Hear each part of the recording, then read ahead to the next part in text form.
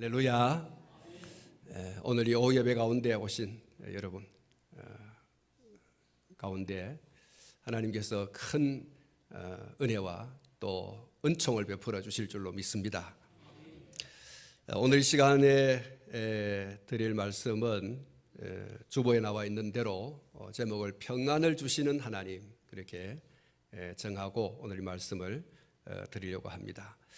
평안이라고 하는 이 단어가 히브리어의 노아흐라고 하는 그런 단어입니다. 이 노아흐라고 하는 단어는 거하다는 그런 의미를 가지고 있습니다.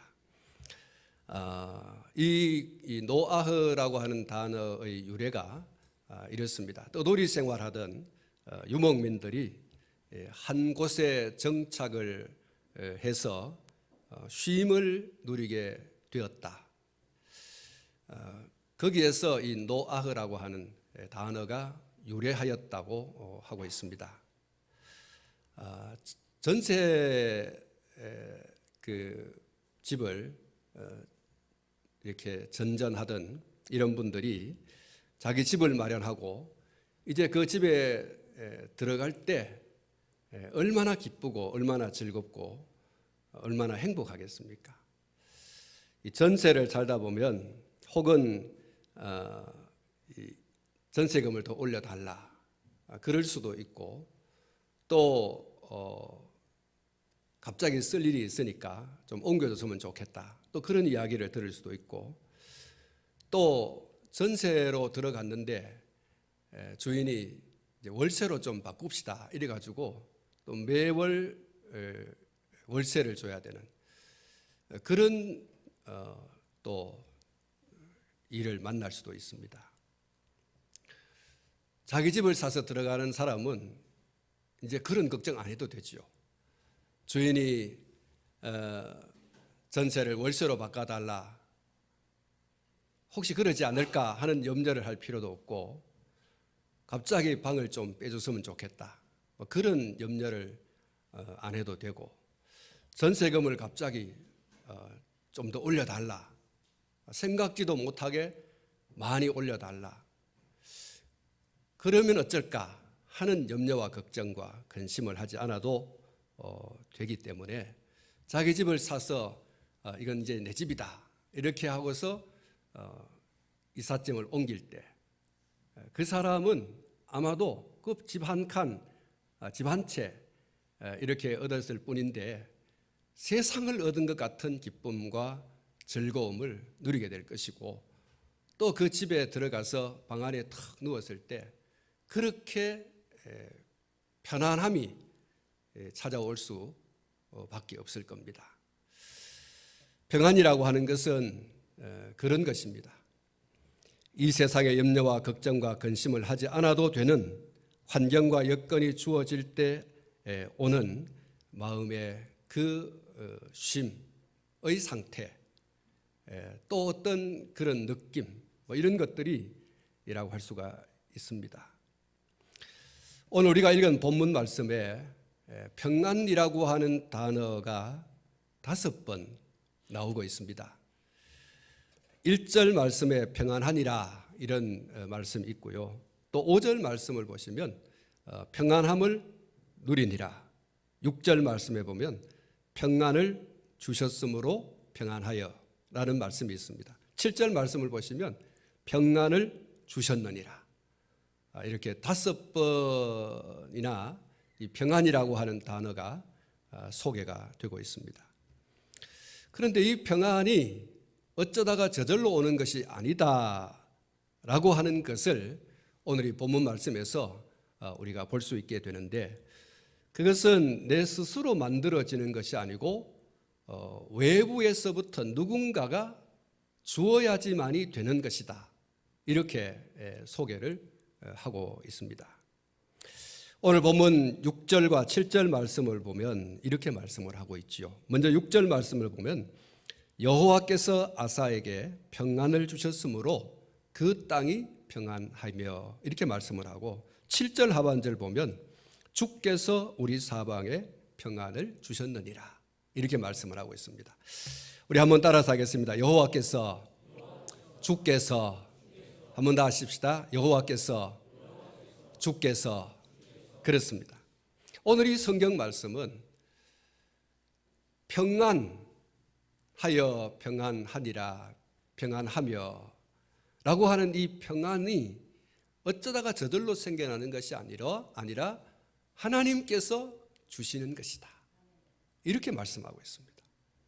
우리의 심령의, 우리의 삶의 평안은 우리 속에서 자발적으로 일어나는 것이 아니라 또 우리 스스로 나는 평안해, 나는 평안해, 나는 평안해, 나는 평안해, 그런 어떤 자기 최면에서 오는 것이 아니다. 그것은 외부로부터 오는데 그 외부가 다른 어느 누구가 아니라 하나님으로부터 오는 것이다. 이것이 진정한 우리 인생에 누리는 평안이다 라고 확정적으로 말하고 있습니다. 여호와께서, 주께서 그랬습니다. 찬송가 412장에 보면 내 영혼의 그 깊은 데서 맑은 가락이 울려나네. 하늘 곡조가 언제나 흘러나와 내 영혼을 고이 사네. 평화로다, 평화로다. 어디에서 내려오네? 하늘 위에서 내려오네. 그 사랑의 물결이 영원토록 내 영혼을 덮으소서. 할렐루야. 여러분, 이 찬송 가사에 나오는 하늘 위에서 내려오네, 이 하늘이라고 하는 곳을 지칭을 하고 있습니다만, 이 하늘이라고 할 때 우리가 부르는 찬송에서 나오는 혹은 성경에서 나오는 하늘이라고 하는 것은 하나님이라고 하는, 하늘이라고 하는 그 자체가 아니라 그 하늘을 다스리시는 하나님, 이렇게 표현을 할 수가 있는 것이죠. 여러분이 412장 1절만 우리 한번 다 같이 우리 신앙으로 한번 고백했으면 좋겠습니다.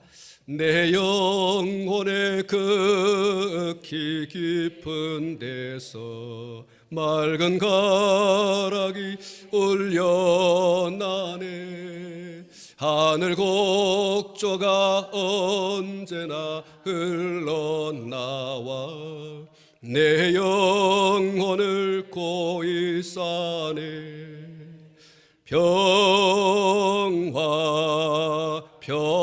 평화로다. 하늘 위에서 내려오네. 그 사랑의 물결이 영원토록 내 영혼을 덮으소서. 할렐루야. 여러분, 평안이라고 하는 것, 성경이 우리에게 가르치는 평안, 그 평안은 내 속에서 자발적으로 일어나는 것이 아니다. 내 자신이 소위 말해서 마인드 컨트롤을 해서 나는 평안하다, 나는 평안하다, 나는 평안하다, 그래서 오는 게 아니다. 이 평안은 외부로부터 오는 것인데 그 외부는 다른 어떤 이가 아니라, 다른 어떤 무엇이 아니라 하나님으로부터 오는 것이다. 그것이 바로 진정으로 우리 인생이 하나님의 사람들이 누리는 평안이다, 이렇게 말하고 있습니다. 할렐루야. 이 평안이 여러분 가운데 있기를 축복합니다. 여러분, 오늘 저와 여러분이 이 평안을 정말 누리고 살고 싶습니다. 그런데 하나님께서는 이 평안을 아무에게나 주지 않는다고 말씀하고 있습니다. 이 평안을 주시는 사람이 있다, 이렇게 말씀하고 있습니다. 여러분, 이 평안을 어떤 사람에게 하나님께서 주실까? 오늘의 본문 2절 그리고 5절, 2절부터 5절까지를 한번 읽어보겠습니다. 여러분, 2절부터 5절까지 소리 내어서 우리 같이 한번 다시 읽어봅니다. 시작.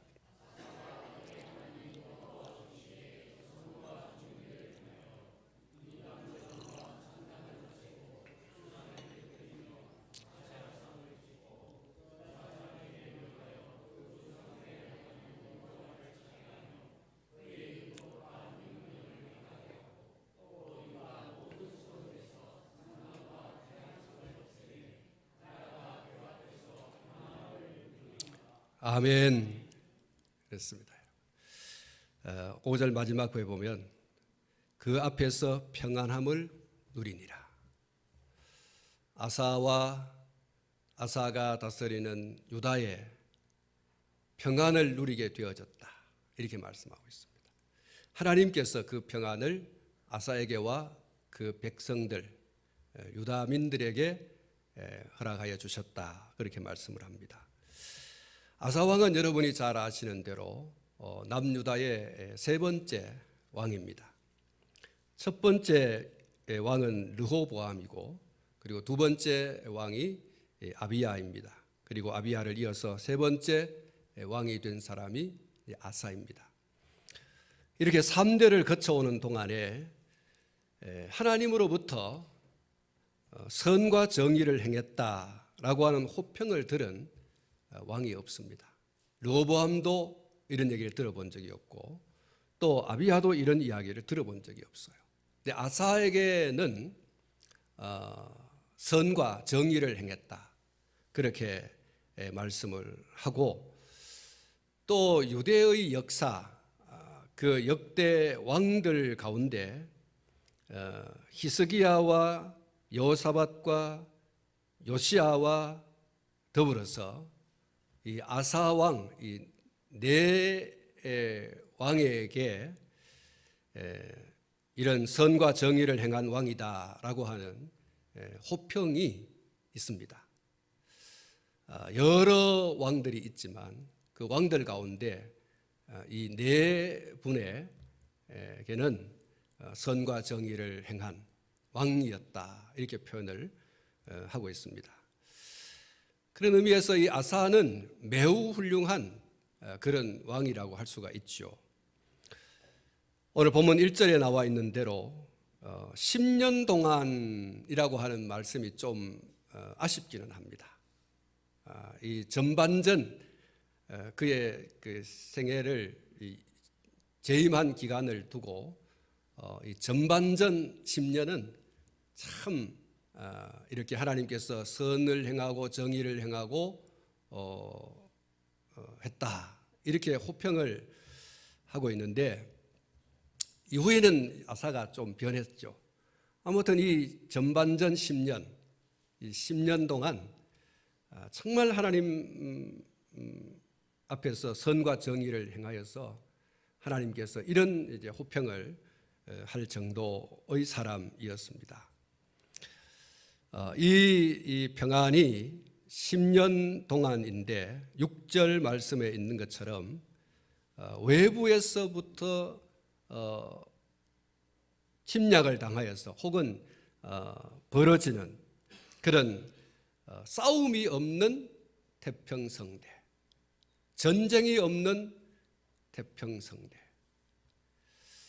선과 정의를 행한 이 아사와 그 민족 유다인들에게 하나님께서 평안을 주셨는데, 그 평안이 10년이라고 그렇게 말씀을 하고 있습니다.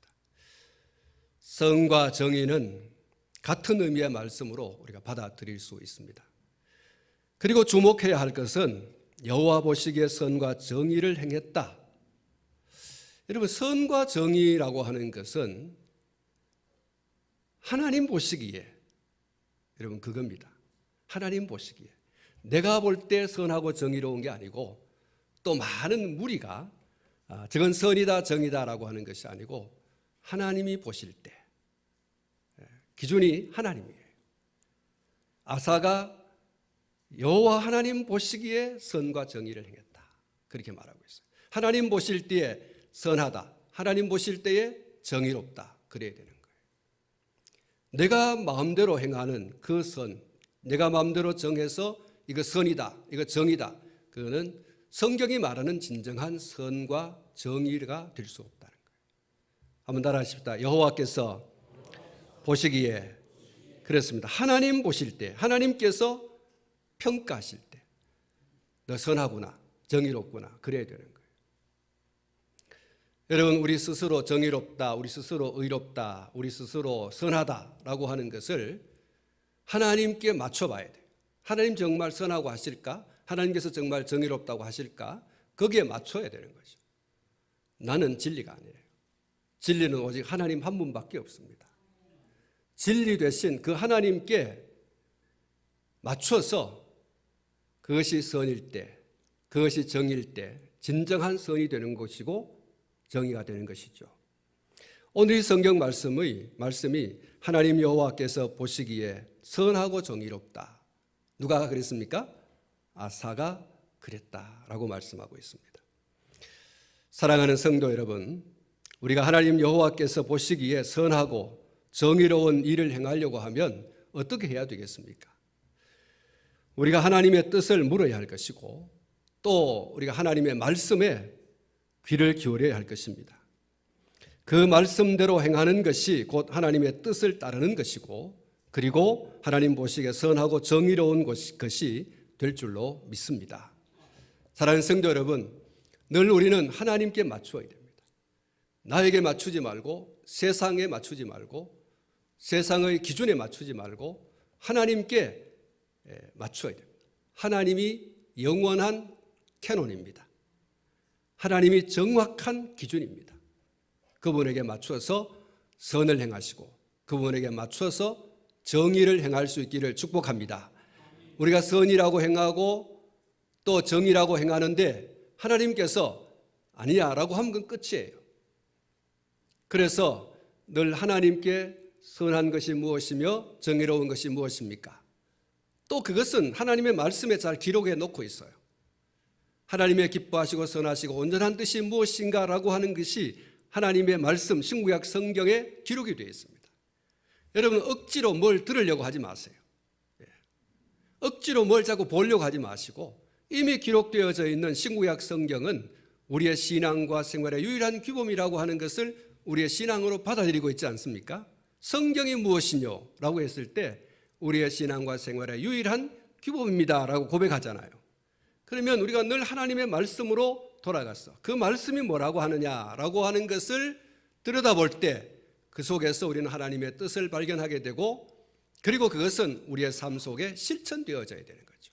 그렇게 실천되어지는 것이 선한 것이고 정의로운 것이 될 줄로 믿습니다. 여러분, 나는 선할 수 없고 나는 정의의 기준이 될 수 없습니다. 그 기준은 오직 하나님 한 분밖에 없어요. 그래서 오늘 이 성경 말씀에 기록하기를 아사가 여호와 보시기에 선하고 정의로웠다. 그렇습니다.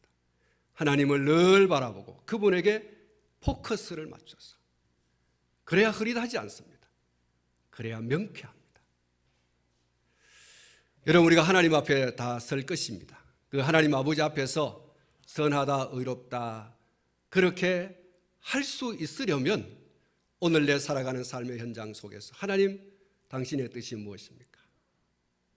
당신의 말씀을 통하여 내게 깨닫게 하여 주시고 그 깨달은 것을 내 삶 속에 실천할 수 있는 능력을 주시고 또 그렇게 살겠습니다.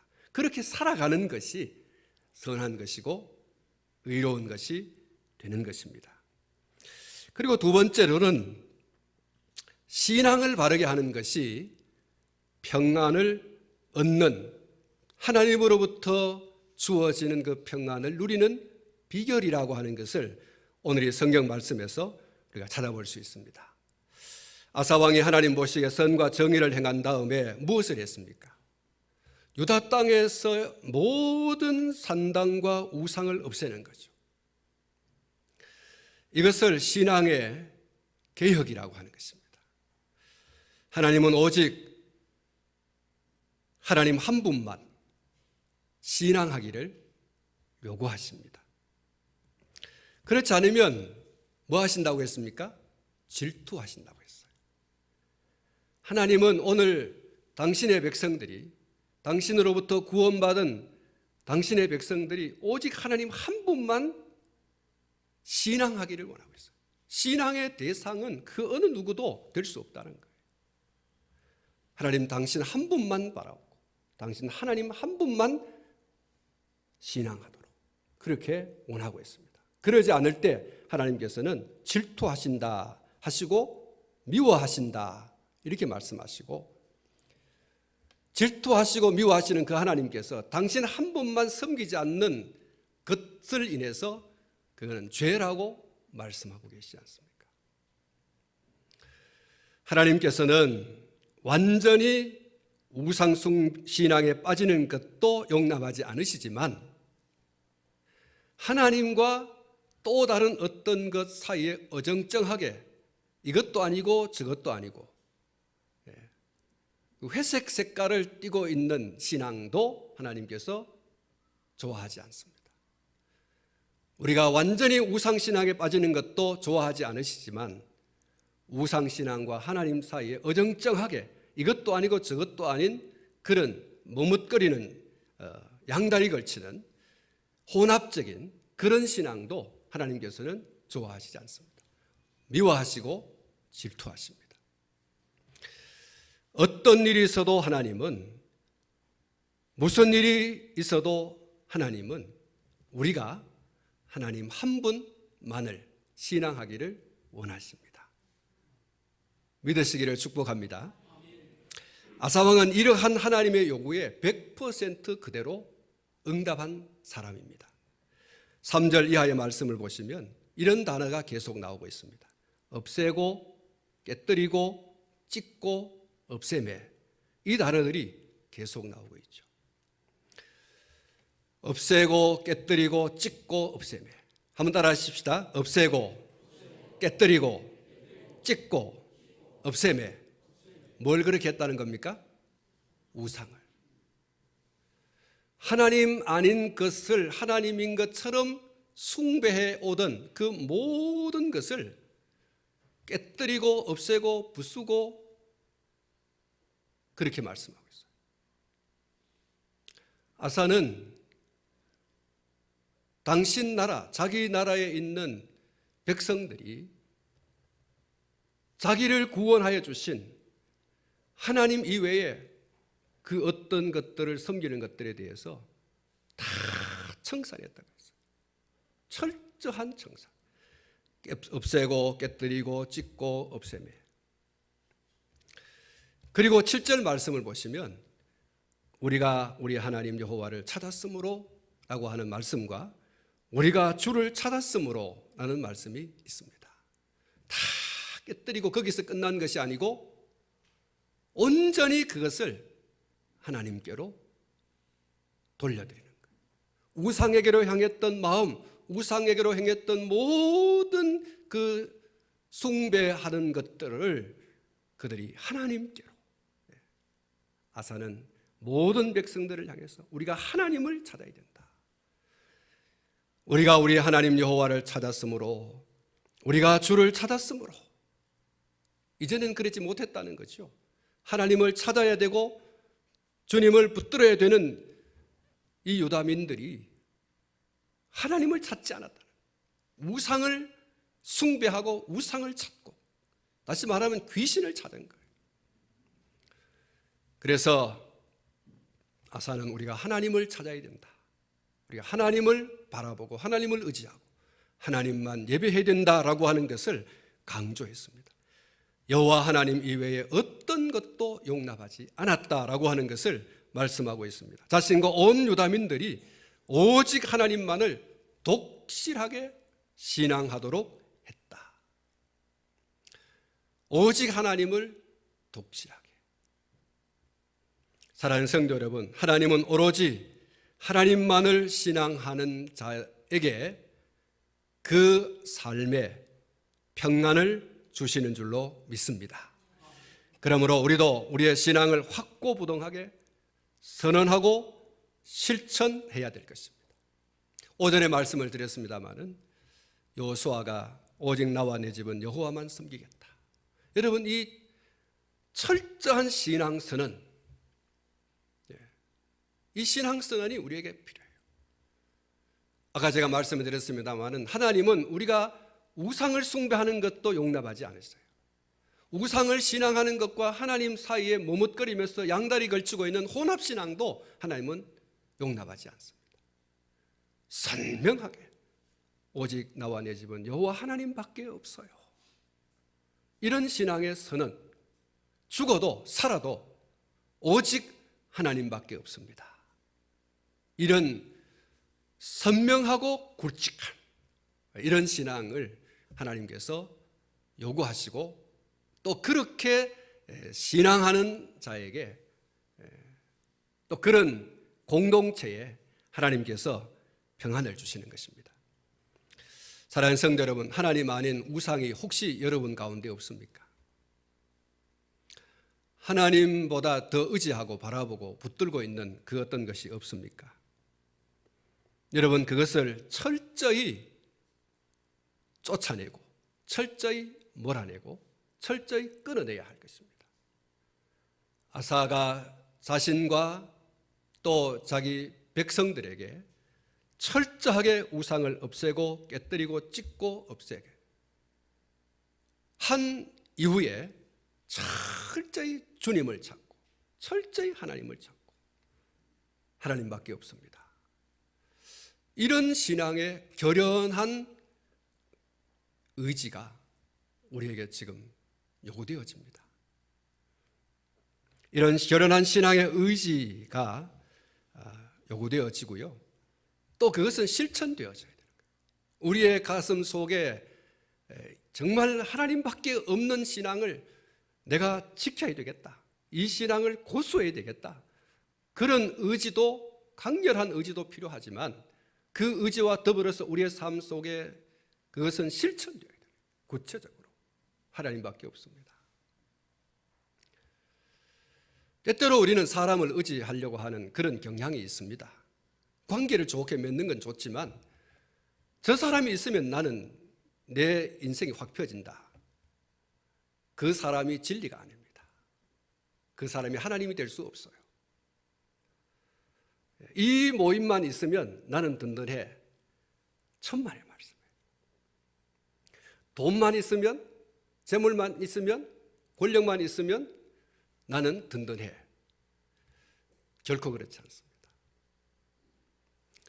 돌고 도는 게 돈이고요. 돈은 언제든지 내게서 떠나갈 수 있어요. 그것을 왕 삼고 주인 삼고 하나님처럼 떠받들고 그렇게 하면 하나님이 안 좋아하십니다. 평안은 오직 하나님 당신밖에 없습니다. 하나님보다 더 좋아하고 사랑하고 의지하고 하던 모든 것들을 없애고 깨뜨리고 내버리고 하나님 한 분만을 찾을 때 와지는 것인데 그냥 그것이 누구에게나 아무에게나 이렇게 오는 것이 아니라 하나님으로부터 오는 거예요. 그것이 진정한 평안입니다. 한번 따라하겠습니다. 다 없애고 다 깨뜨리고 다 찢고 다 없애고. 그렇습니다. 성경에 있는 대로 여러분 다 없애고 다 깨뜨리고 다 찢고 하나님이 주시는 평안을 누리려면 그 평안이 어디서 왔다 그랬습니까? 떠돌이 생활하던 그런 생활에서 안정된 정착된 생활을 하는 것, 그렇게 거하는 것이 진정한 평안인데 이 평안이 하나님으로부터 오는 것이다. 우상에 기울였던 모든 신앙과 태도와 생각들을 우리에게서 다 몰아내고 하나님만이 내게 진정한 평안을 주시는 분이십니다. 이렇게 여러분이 확실히 믿고 우리의 신앙을 똑바로 하면 됩니다. 우리 신앙을 똑바로 하세요. 그러면 여러분 다윗 같은 평안을 누릴 수 있을 것입니다. 다윗은 사울이 3,000명의 군사를 이끌고 너 죽이겠다고 찾아오는데 이 사람은 그 들판에서 평안히 눕기도 하고 쉬기도 하리니 그랬습니다. 평안히 눕기도 하고 쉬기도 하리니 3,000명이 지금 잡으러 오는데 어떻게 평안히 눕고 쉴 수 있겠습니까? 불안하고 초조하고 두렵고 무섭고 그러지 않겠습니까? 그런데 그런 마음이 다 떠나가고 평안이 넘쳤다 그랬어요. 왜 그랬습니까? 왜 그런 평안이 왔습니까? 어디서 그런 평안이 왔습니까? 다윗은 하나님 한 분밖에 없었어요. 그 하나님을 믿고 그 하나님을 의지하고 그 하나님을 바라보고 그렇게 신앙의 의지를 굳건하게 하고 실제적으로 여러분 다윗이 쓴 시편을 보면 특히 여러분 23편 말씀을 보면 이렇게 고백하지 않습니까? 여호와는 나의 목자시니 내가 부족함이 없으리로다. 하나님을 목자로 삼고 그 하나님만 의지하고 그 하나님만 바라보고 주여 사망의 음침한 골짜기로 다닐지라도 해를 두려워하지 않을 것은 주께서 나와 함께 하십니다. 여러분 다윗의 이 시편들을 보면 철저히 하나님을 의지하고 하나님을 찾고 하나님을 바라보고 하나님을 그의 인생의 삶의 언덕으로 지팡이로 그렇게 삼고 있는 것을 철저히 고백하는 겁니다. 그는 목자의 생활, 그 목가를 늘 떠올리면서 양의 편안함, 그것은 목자가 있을 때다. 내 인생의 평안함, 하나님이 있을 때다. 그는 그것을 시편에서 늘 고백하고 있어요. 사랑하는 성도 여러분, 오늘 저와 여러분들에게 이 평안, 하나님이 주시는 평안이 강물처럼 넘치기를 축복합니다. 하나님만 바라볼 때, 하나님만 의지할 때, 하나님만 신앙할 때 와지는 것입니다. 모든 하나님 노릇하는 것들을 우리가 인정하고 생각하고 했던 그런 모든 것들을 내쫓을 때입니다. 그리고 하나님을 찾을 때 남겨두고가 아니에요. 조금 남겨두고가 아니에요. 다 없애고 다 깨뜨리고 그리고 하나님만 철저히 찾을 때 하나님이 주시는 이런 평안이 있는 줄로 믿습니다. 예수 오직 예수님뿐 내게 가장 귀하고 귀하다.